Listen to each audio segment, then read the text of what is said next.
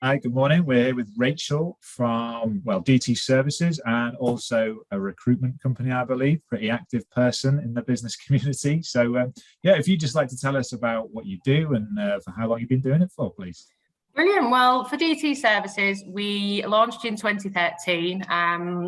Other than sort of helping a little bit over the years, I joined them probably last October. So I'm a co-director with my dad, who also runs the business. So for DT Services, we are industrial doors and entrance solutions, really. So we do automatic doors, so what you'd see on shops and doctor surgeries. We install, maintain and service those. And we also do industrial doors and dock bays and dock levelers. So if you see big distribution centres or factories, we do sort of the massive doors where you'd see the trucks and lorries attaching to them. So we do the dock bays themselves. We do all associated products around them. And then we also do, on top of that, roller shutters. So anything from a security or fire perspective. And we also do manufacture aluminium doors, so your full shop front. So we've done quite a lot recently if there's any sort of vandalism or if people are turning a building into a different type of shop or something, we do the full glass fronts and the associated doors and glass with those. So we've got quite a varied thing that we do, really. Cool.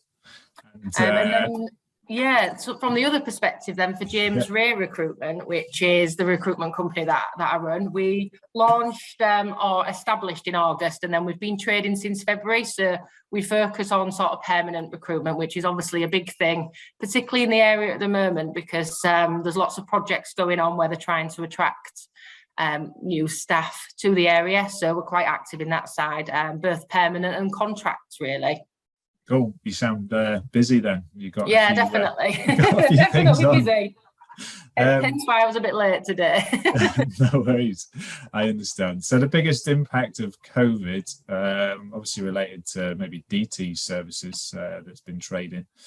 Well, there was a few impacts, really. So from a business perspective, it made us sort of diversify and look at other customers, because we had a few big customers that obviously when COVID, things were put on hold. So we've diversified into different areas, different products, which also led to more COVID-safe options. So a lot of, for instance, automatic doors, we went from access control where you were touching and putting maybe keypads and things in to move into sort of wave pads where it was sort of touch-free, I suppose. That was a big thing that has been a big change for us, I suppose. In relation to James Ray Recruitment, it's probably more of the fact that recruitment's booming at the moment. So there's a lot of adverts, a lot of vacancies, a lot of people moving where maybe companies have closed due to COVID and maybe not had the infrastructure, or you're having where people are pushing their recruitment, and there seems to be lots of vacancies, but maybe not enough people, I suppose, to fill the jobs at the moment. The actions, I suppose, that we've taken during the pandemic will have been just as I've mentioned, so the different changes, really. So there's not really been anything else we've implemented due to COVID.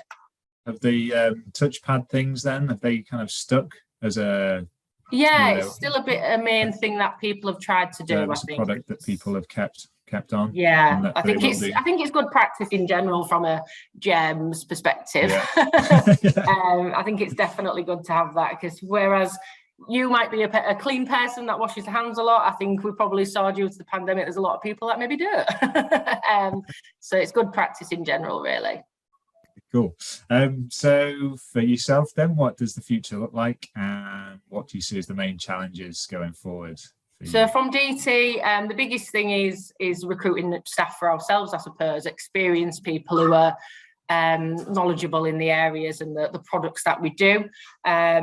So we are always recruiting, and we're also looking at apprentices, trying to bring, school leavers from the area and sort of nurture local talent, I suppose, to train people up to be engineers within the arena.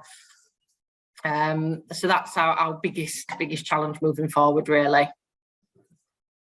This is quite a similar one for many businesses at the moment is finding the right people. That keeps coming out.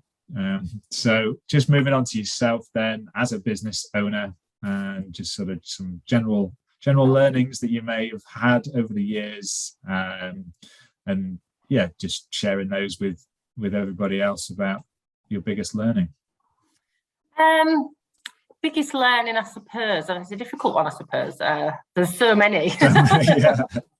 Which one do you pick? Oh, you could be a couple of things. I mean, communication is probably the biggest thing, I'd say, internally and externally. So both with your customers and your staffing, it's so easy to see how things are misconstrued when it's just written down or a quick email.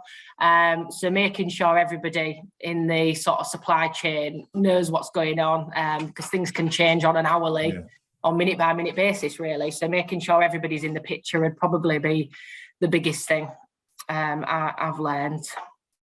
Thank you. And then if you were to sort of go back in time, meet yourself at 18, is there a piece of advice that you would give to Rachel at 18? Again, there's probably lots. But I would say just crack on with your job and what you're aiming to do, rather than talking about it, and keep it to yourself and just let your success or sort of show for you rather than talking about it and speaking to people that, you know, may not be happy for you to do things, I suppose. So just the naysayers. Yes, definitely. Just crack on. All right, brilliant. So what inspires you then to do what you do? As cliche as it probably sounds, biggest inspiration would be my parents, because they're both obviously business owners. From a recruitment perspective, my mum was in the industry for a number of years and had her own company. And sort of women in business, I suppose it's good to have that person to look up to, because it's too easy to not pursue what you want to do. So it's good to see people who've done it before me to give me the confidence to do it for myself, because I think it is quite a nerve-wracking thing to run your own business and take that chance. So I'd say they're both big inspirations for me. Excellent. Okay, then, and lastly, are there any sort of, I suppose, promotions, latest news around your business or businesses that you'd like to mention? Well, DT Services, we're also doing a residential side now. So all the things that you see for commercially and maybe on your own house, such as pergolas, we're doing those now. So we offer a design aspect for that, and we work with Corradi, which is a massive Italian manufacturer that's award winning. So that's the big thing we're pushing at the moment. And we're also pushing our fire door inspection as well, because we see lots of companies do it very expensively. So we've been working with a number of schools, which obviously when you've got a public sector budget, you're trying to look for the most cost effective option. So we offer that. So they're the biggest offers from DT Services at the moment. And then from James Ray Recruitment, we are offering sort of refer a friend bonuses up to £250, because as I mentioned, there's lots of vacancies, but maybe not the candidates. So anybody that's maybe thinking of looking, it's completely confidential. We can speak to you to find out exactly what you're looking for and pay you with the best jobs on a confidential basis, so your employer doesn't have to know that you may be looking.